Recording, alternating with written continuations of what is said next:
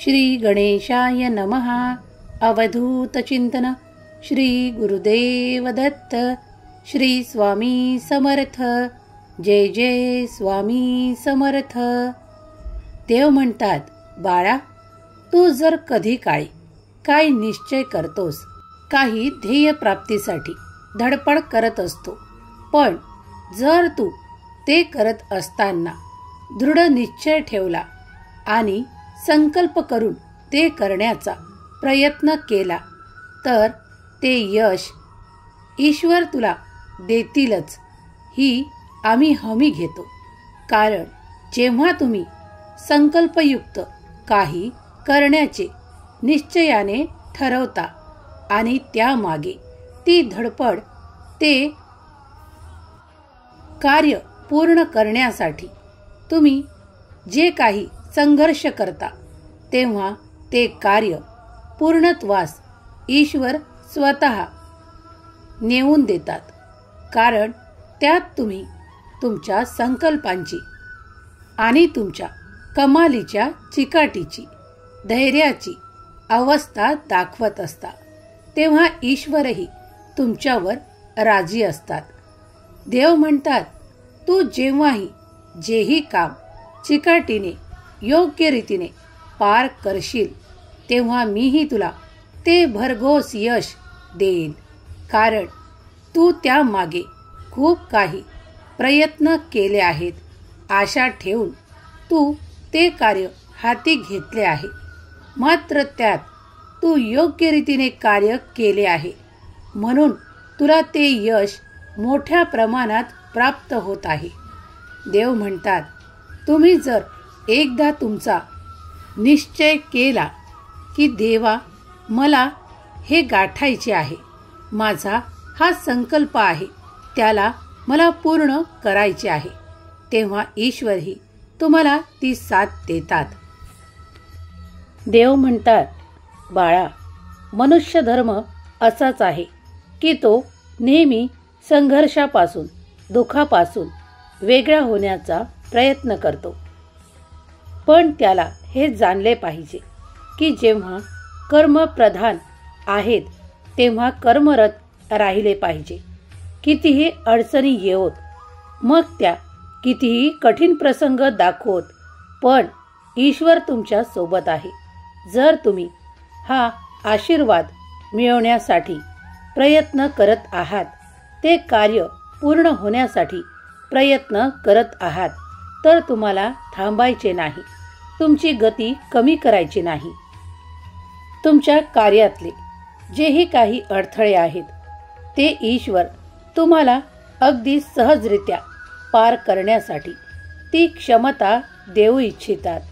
फक्त तुम्ही कार्यरत असला पाहिजे. जेव्हा तुम्ही जे काही ध्येय निश्चित करता आणि संकल्प करता की मला ते प्राप्त हवे आहे, त्यासाठी जो काही प्रयत्न करता, त्यात तुम्ही यशस्वी होणार. यासाठी जेव्हा तुम्ही आमच्याकडे प्रार्थनापूर्वक काही मागू इच्छिता, तेव्हा आम्ही तुम्हाला ते देऊ इच्छितो. देव म्हणतात, यासाठी तुला देवाचे नामस्मरण ती शक्ती देईल. आमच्यावर विश्वास, आमच्यावर श्रद्धा तुला ते बळ देईल, जे तुझे कार्य पूर्ण करण्यास तुला ती ताकद, ती क्षमता, ती हिंमत देईल, ज्यामुळे तू ते कार्य अगदी सहजरित्या पार करशील. जीवनात कधीही इतका सोपा मार्ग कुठलाच नसतो की जो बिना संघर्षाचा, बिना अडचणींचा असेल. कधी कधी आम्ही तुमच्यावर खूप काही असे आशीर्वाद देतो, ज्यामुळे तुम्हाला ते खूप काही कमी संघर्ष करून खूप काही मोठी प्राप्ती करून देतो. ते सुद्धा तुमचे मागील काळातले पुण्य असते. जेव्हा ते पुण्य, तुमचे चांगले कर्म फळाला येण्याची वेळ येते, तेव्हा आम्ही ते तुम्हाला त्या रूपात, चमत्कारांच्या रूपात प्राप्त करून देतो. देव म्हणतात, तू जर निश्चय केला की आज मला एखादे चांगले कार्य पार करायचे जर निश्चयी असला तर तू ते नक्कीच करशील. जर तू ठामपणे निश्चय केला की मला कुणाला तरी मदत करायची आणि तू ती पूर्ण श्रद्धेने केलीस तर ते पुण्यात जमा होते. देव म्हणतात मला माहीत आहे की खूप काही भक्त, खूप काही बाळ यावेळेस ज्या काळजीत आहे ते म्हणतील मी जर दुसऱ्याला मदत करील तर माझी कुणी करावी. हा प्रश्न प्रत्येकाच्या मनात येतो. पण देवाचा अफाट आशीर्वाद, देवावर ठेवलेली श्रद्धा तुमच्या कामा येईल. कारण देव तुम्हाला तेही देऊ इच्छितात जे तुम्ही त्याच्याकडे कधी मागितले सुद्धा नाही. कारण तुमच्यासाठी ते चमत्कारांच्या रूपात तुमच्या जीवनात येत आहे. देव ते तुमच्याकडे देवदूतांच्या हस्ते पाठवायला तयार आहेत. ते तुम्ही स्वीकारायला तयार आहात. देव म्हणतात या मनुष्य योनीत कोणीही दुःखापासून सुटत नाही, कोणीही काही छोट्या मोठ्या त्रासातून सुटत नाही. भोग संपताच ते सर्व काही देव आपल्या आशीर्वादाने नष्ट करतात. देव म्हणतात तू जी कर्म केलेली आहेत त्यात काही वाईट कर्म असोत की काही पुण्याची कर्म असोत, त्याचा पाडा देवांजवळ पूर्णपणे असतो. जेव्हा तुम्ही खूप काही सुख भोगत असता, आनंदाचा उपभोग घेत असता, तेव्हा तुम्ही देवाचे आभार मानले पाहिजे. कारण तुम्ही जी परिस्थिती, जे आनंद, जे उत्साह, जे काही सुखाचे जीवन प्राप्त करत असता ते तुमच्या कर्माचे फळ देव तुम्हाला देत असतात. देव म्हणतात तू तिकडे काहीही ठरव, तू काही संकल्प कर, ते सर्व काही माझ्याकडे नमूद होते. देव म्हणतात तू जेव्हा काही संकल्प करतो तेही काही शुभ कार्यांनी युक्त मीच तुझ्याकडे ते सोपवत असतो आणि तुझ्याकडून ते करवून घेत असतो. कारण तू ज्या प्राप्तीसाठी ते करत असतो ते प्राप्ती मीच तुला करून देण्याचा तो मार्ग दाखवलेला असतो. देव म्हणतात तुम्ही कधीही आमच्यापासून काहीही लपवून ठेवू शकत नाही. मग ते चांगले कर्म असोत की काही चुकीचे कर्म असोत. देव म्हणतात म्हणूनच नेहमी तुम्हाला सावधान ठेवतो की जेव्हाही चांगले कर्म कराल तेव्हा गती चांगलीच मिळेल. तेव्हा कर्म चांगले असतील तेव्हा तुमच्यासोबत असे चमत्कार घडू लागतील की जे तुम्ही विचार देखील केलेले नाहीत. बाळा, कुणाशीही अपशब्दात बोलू नका. कारण जेव्हा तुम्ही कुणाचे हृदय काही बोलून दुखावता त्यामुळे तो अंतरात्मा दुखावला जातो. तेव्हा तो अंतरात्मा तुम्हाला कोणताही शुभ आशीर्वाद देत नाही. त्याच्याच उलट जर तुम्ही कुणाची न काही अपेक्षा करता ज्यावेळेस सहाय्यता करता, कुणाला मदतीचा हात देता, त्यावेळेस तो अंतरात्मा तुम्हाला भरभरून आशीर्वाद देतो. देव म्हणतात मी तुला म्हणत नाही की कुणाची मदत ती फक्त पैशानेच होऊ शकते. असे कितीतरी कारण आहेत ज्यामुळे तू कुणाची मदत करू शकतोस. बाळा, ज्यावेळेस कधी काळी तुझ्या हातून काही चांगले कर्म घडतात त्याला फक्त पैशांचीच आवश्यकता लागत नाही. लागते ती चांगली इच्छा, मनातले सकारात्मक चांगले विचार. तेव्हा मनात नेहमीच सकारात्मक विचार ठेवा. जर कोणी तुमच्या समोर स्वतःच्या प्रयत्नांनी पुढे जात असेल आणि त्याचे कार्य देखील चांगले असेल तर त्याचे कौतुक करायला विसरू नका. कारण तो ते करण्यास पात्र आहे. तो देवाची इच्छेने पुढे जात आहे.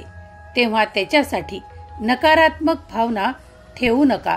दर्शवू नका, कारण त्यामुळे तुमचे छोटे मन दिसून येते. त्यामुळे जर तुम्ही त्याचाही सन्मान केलात, जर कुणी पुढे जात आहे त्यात तुम्ही आनंद मानलात, तर देवही तुम्हाला भरभरून देईल आणि ते आशेचे किरण तुमच्यासाठीही जागृत होतील की तोही करत आहे, मीही करू शकतो. आणि पुढे जाल तेव्हा देव म्हणतात, कुणाचाही असा द्वेष करू नका, ज्यामुळे जो कोणी पुढे जात आहे त्याच्याबद्दल मनात काहीही द्वेष ठेवू नका, कारण प्रत्येक जातो तो आपल्या कर्मांनी. कर्मच प्रधान आहेत, तेव्हा कर्माला चुकू नका, गती आपोआप प्राप्त होईल. देवाचा धावा करताना कधीही फक्त स्वतःचाच विचार करू नका. देव म्हणतात, जे काही दुःखी आहेत, जे काही कष्टी आहेत, त्यासाठी तुम्ही जर एकदा जरी प्रार्थना केलीत तर ते दुःख कमी व्हायला लागते. त्यासाठी फक्त आपलाच विचार न करता सर्वांचा विचार करा, कारण देव म्हणतात, तू जेव्हा सर्वांचा विचार करशील तेव्हा मी तुझा विचार करील. देव म्हणतात, फक्त अप्पलपोटेपणाने जगून या जगात चालत नाही. कधी कधी मी तुला असे कार्य देऊ इच्छितो ज्यामुळे तुझ्या हातून खूप जणांचे कल्याण होणार आहे. तेव्हा त्या कार्यात मागे सरकू नकोस, पुढे चालत राहा. माझा शुभ आशीर्वाद तुझ्या सोबत आहे. देव म्हणतात, कधीही विचारांमध्ये कुणाचेही वाईट चिंतू नका, कारण ती सुद्धा कल्पना तुमची माझ्यापर्यंत येते. म्हणून विचारात सुद्धा शुद्धता ठेवा. दुसऱ्यांचे विचार करताना सकारात्मक विचार करा, तुमचेही भलेच होणार आहे. तुमच्यासाठीही सकारात्मकच विचार ठेवा, कारण तुमच्यासाठी देव निरंतर कार्यरत आहेत. देव कुठेही गेलेले नाहीत, ते तुमच्यासाठी नेहमीच तत्पर आहेत. तुम्ही फक्त नामस्मरणाने हाका मारा, देव तुमच्यापर्यंत नक्की येऊन तुम्हाला ते सहाय्य प्रदान करतील, तुम्हाला त्या संघर्षातून काढतील. तुमचे जीवन सुखमय होण्यासाठी तुम्हाला नेहमीच सहाय्य देतील. देव म्हणतात, माणूस जोडताना खूप काही वेळ लागतो, पण माणूस तोडताना काहीही वेळ लागत नाही.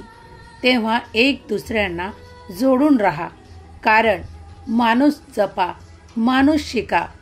देव म्हणतात, अरे प्रत्येक अंतर आत्म्यात तू मला पाहशील. बाळा, कुणाचाही द्वेष मनात ठेवून पुढे जाऊ शकत नाही. तेव्हा प्रत्येकावर प्रेमाचा, आनंदाचा, 2 गोड शब्दांचा वर्षाव करून तर बघ, तुला मी काहीही कमी पडू देणार नाही. छोट्या छोट्या गोष्टीतून सुख शोधणे सुरू कर, मोठा आनंद आपोआप तुला प्राप्त होईल. होय बाळा, तू सत्य ऐकत आहेस. देव म्हणतात, तुझ्या कोणत्याही इच्छा माझ्यापासून लपलेल्या नाहीत, त्या मी नक्कीच पुढील काळात पूर्ण करेल. एक एक करून तुझ्या सर्व काही इच्छा मी पूर्ण करणार आहे. विश्वास कर. श्रद्धा भक्तीने ज्याप्रमाणे नामस्मरण करतोस त्याप्रमाणे पूर्ण कुटुंब नामस्मरण करा. मी तुझे सर्व काही केलेले नामस्मरण स्वीकार करीन.